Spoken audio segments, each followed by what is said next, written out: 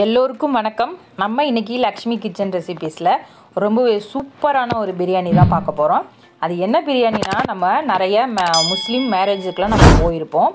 அங்கே ஒரு பிரியாணி வைப்பாங்க. அந்த பிரியாணி கலரே பார்த்திங்கன்னா அவ்வளோ ஒரு அட்டகாசமாக இருக்கும். அது மட்டும் இல்லாமல் அந்த பிரியாணியோட டேஸ்ட்டு நம்ம அங்கே சாப்பிட்டுட்டு வீட்டில் கூட அந்த டேஸ்ட்டு நம்ம மனசுலேயே நின்றுட்டே இருக்கும்.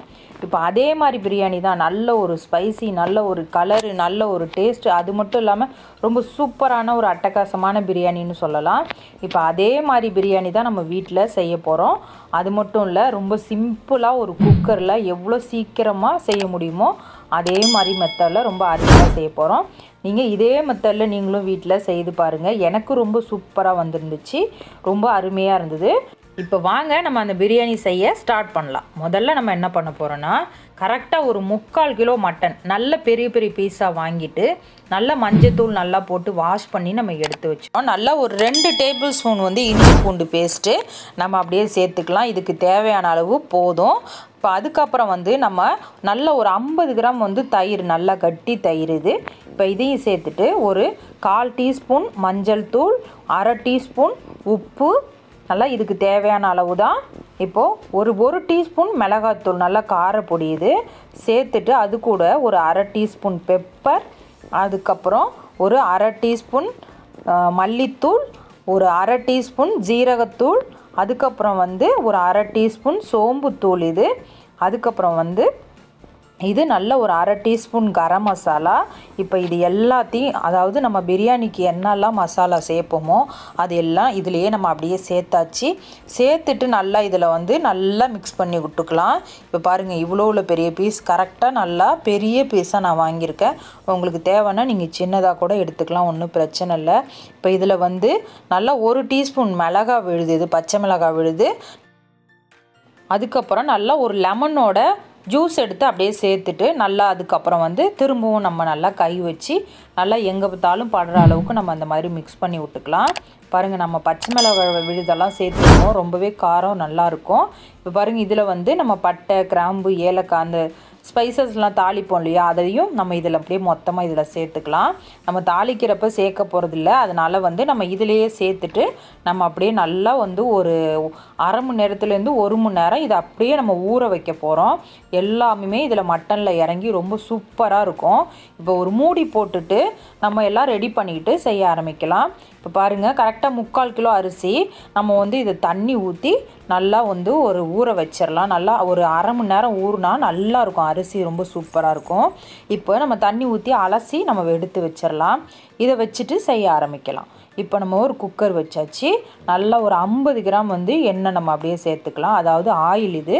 அதுக்கப்புறம் ஒரு 2 டீஸ்பூன் நெய், அது மட்டும் போதும். 50 கிராம் எண்ணெய், 2 டீஸ்பூன் நெய் போதும். இப்போ சேர்த்துட்டு இதில் நம்ம ஒரு 2 பெரிய வெங்காயம் நல்லா நீல வாக்கில் கட் பண்ணி இப்போ இது சேர்த்து நல்லா ப்ரௌன் கலர் வர்ற வரையும் இந்த எண்ணெயில் நம்ம ஃப்ரை பண்ண போகிறோம். இந்த வெங்காயம் எந்த அளவு ஃப்ரை ஆகுதோ பிரியாணி அவ்வளோ டேஸ்ட் இருக்கும். இப்போ பாருங்கள், கலர் ஓரளவு மாறி வந்திருக்கு. இப்போ பாருங்கள், ரொம்ப சூப்பரான ஒரு கலர் வந்துடுச்சு பாருங்கள். இப்போ இதில் நம்ம அப்படியே பாதி வெங்காயத்தை நம்ம அள்ளி வச்சுக்க போகிறோம். இது எதுக்குன்னு நான் சொல்கிறேன். இப்போ இதுக்கப்புறம் நம்ம எடுத்து வச்சுருக்க, நம்ம ஊற வச்சுருந்தோம் இல்லையா மட்டனு, இப்போ அதை அப்படியே சேர்த்துடலாம். இப்போ இவ்வளோ தான் சேர்த்துட்டு நல்லா எண்ணெயில் அந்த வெங்காயம் இதெல்லாம் மட்டன்லாம் நல்லா ஊறணும். நல்லா அந்த மாதிரி கரண்டியால் நல்லா கிளறி விட்டுட்டு அதுக்கப்புறம் நல்ல ஒரு கைப்பிடி மல்லி, ஒரு கைப்பிடி புதினா சேர்த்துட்டு திரும்பவும் நம்ம இந்த மாதிரி கிளறிக்கலாம். நல்லா வதங்கணும். நம்ம இந்த ஸ்டேஜில் எண்ணெயிலே தான் வேக வைக்கணும், தண்ணி ஊற்றக்கூடாது. அதனால் கரண்டியால் இந்த மாதிரி கிளறி விட்டுட்டு இப்போ இதுக்கப்புறம் ஒரு 2 தக்காளி சேர்த்துக்கலாம். பாருங்கள், நம்ம 2 தக்காளி வெட்டி சேர்த்தாச்சு. ஆல்ரெடி நம்ம லெமன் சேர்த்துருக்கோம், அதனால் 2 தக்காளி தான் சேர்த்துருக்கோம். இப்போ பாருங்கள், ஒரு 1/2 கிளாஸ் தண்ணி ஊற்றிட்டு இப்போ நல்லா இந்த மாதிரி கிளறி விட்டுட்டு நம்ம இந்த மட்டனை கரெக்டாக 1/4 மணி நேரம் நம்ம எண்ணெயிலே வேக வச்சுருக்கோம். அதுக்கப்புறம் தான் இந்த தண்ணி ஊற்றிருக்கோம். அப்போ தான் மட்டன் நல்லா சாஃப்டாக இருக்கும், ரொம்ப சூப்பராக இருக்கும். இப்போ இதில் ஒரு 4 பச்சை மிளகாய் அப்படியே முழுசாக ஒரு ஃப்ளேவருக்காக தான் சேர்த்துருக்கோம். இப்போ இதை மூடி போட்டுட்டு நம்ம விசில் வச்சு கரெக்டாக அந்த மட்டன் வந்து நல்லா வெந்து வர வரையும் நம்ம விசில் வச்சு எடுத்துக்கலாம். இப்போ அதுக்கப்புறம் வந்து நம்ம தண்ணி வச்சுருக்கோம் இதில், ஏதாவது ரைஸ் வேக வைக்கிறதுக்கு. இப்போ அதில் அப்படியே ஸ்பைசஸ்ஸு, அதுக்கப்புறம் கொத்தமல்லி, புதினா இது எல்லாத்தையும் நம்ம போட்டுட்டு இப்போ இதுக்கு தேவையான அளவுக்கு உப்பு சேர்த்து கொஞ்சம் ஒரு 1/2 டீஸ்பூன் ஆயில் சேர்த்துட்டு இந்த தண்ணியை நல்லா கொதிக்க வைக்க போகிறோம். இப்போ இதில் அப்படியே ஒரு 4 பச்சை மிளகாய் அப்படியே முழுசாக தான் சேர்த்துருக்கோம், கட் பண்ணலை. இப்போ பாருங்கள் தண்ணி நல்லா கொதிச்சிட்ருக்குது. இப்போ இந்த ஸ்டேஜில் நல்லா ஒரு பாதி லெமன் ஜூஸ் வந்து இதில் விட்டுட்டு இப்போ நம்ம அரிசி ஊற வச்சுருந்தோம் இல்லையா, அந்த அரிசியை வந்து இதில் அப்படியே சேர்த்துக்கலாம். இந்த அரிசிக்கும் நம்ம ஃப்ளேவருக்காக தான் இவ்வளோ பொருள் சேர்த்துருக்கோம். பிரியாணி ரொம்ப ஃப்ளேவர்ஃபுல்லாக இருக்கும், ரொம்ப சூப்பராக இருக்கும். இப்போ பாருங்கள் ரைஸ் வந்து நல்லா ஒரு இந்த மாதிரி வெந்து, அதாவது ஒரு 3/4 பாகம் அந்த அளவுக்கு வெந்திருக்கணும். இப்போ இதுக்கப்புறம் நம்ம அப்படியே தண்ணியை வடிச்சிட்டு எடுத்துக்கலாம். இதுக்கு மேலே வந்ததுன்னா ரைஸ் உடஞ்சிரும். இப்போ நம்ம தண்ணியை மொத்தமாக வடிச்சிட்டு நம்ம அதை அப்படியே எடுத்துக்கலாம். இப்போ பாருங்கள் நம்ம மட்டன் வேக வச்சோம் இல்லையா, அதுவும் நல்லா வெந்துருச்சு, ரைஸும் கரெக்டாக வெந்து வந்துருச்சு. அதனால் ஒரே டைமில் நம்ம செய்திடலாம். நம்ம 2 பாகமாக செய்கிறோன்னு நினைக்காதீங்க, ஒரே டைமுக்குள்ளேயே நம்ம செய்து வச்சிடலாம். இப்போ பாருங்கள் நம்ம மூடியை ஓப்பன் பண்ணி பார்க்கலாம். மட்டனும் நல்லா வெந்து வந்துருச்சு. இப்போ பாருங்கள் நான் கிளறி காமிக்கிறேன் பாருங்கள், மட்டனும் ரொம்ப சூப்பராக நல்லா வெந்துருச்சு, ரைஸும் நல்லா வெந்து வந்துருச்சு. இப்போ நம்ம ரைஸ் நம்ம வேக வச்சோம் இல்லையா, அதை வந்து இதில் அப்படியே சேர்த்துக்கலாம். மொத்தத்தையும் நம்ம இதில் வந்து சேர்த்துக்கலாம். கரெக்டாக நான் 3/4 கிலோ அரிசி 3/4 கிலோ கறி எடுத்திருக்கேன், அதனால் கரெக்டாக இருக்கும். இதே அளவுக்கு நீங்களும் செய்துக்கோங்க. இப்போ பாருங்கள் நம்ம அரிசி சேர்த்தாச்சு. சேர்த்துட்டு நல்லா அந்த மாதிரி கரண்டியால் இந்த மாதிரி கிளறி விட்டுக்கலாம். கிளறி விட்டு சமமாக இந்த மாதிரி எங்கே பார்த்தாலும் நல்லா படுற அளவு கிளறி விட்டுட்டு நல்லா கரண்டியால் நம்ம இந்த மாதிரி ஒரு ஷேக், அதாவது எங்கே பார்த்தாலும் நல்லா படுற அளவுக்கு இந்த மாதிரி ஒரு ஷேக் பண்ணி விடலாம். அப்போ தான் வந்து நல்லா மசாலாலாம் இந்த ரைஸில் வந்து சேரும். அதுக்காக தான் இந்த மாதிரி நம்ம பண்ணி விடுறோம். இப்போ செய்து விட்டுட்டு அதுக்கப்புறம் வந்து இது மேலே நம்ம என்ன பண்ண போகிறோன்னா கொஞ்சமாக நெய், அதாவது ஒரு 2லேருந்து 3 டீஸ்பூன், அதாவது உங்களுக்கு எவ்வளோ தேவையோ அவ்வளோ விட்டுக்கலாம், நெய் சேர்த்துட்டு இப்போ இதுக்கப்புறம் வந்து நம்ம வந்து எடுத்து வச்சுருக்க புதினா மல்லி கொஞ்சம் கொஞ்சமாக, அதாவது ரொம்ப வேண்டியில் கொஞ்சம் கொஞ்சமாக சேர்த்துக்கலாம்.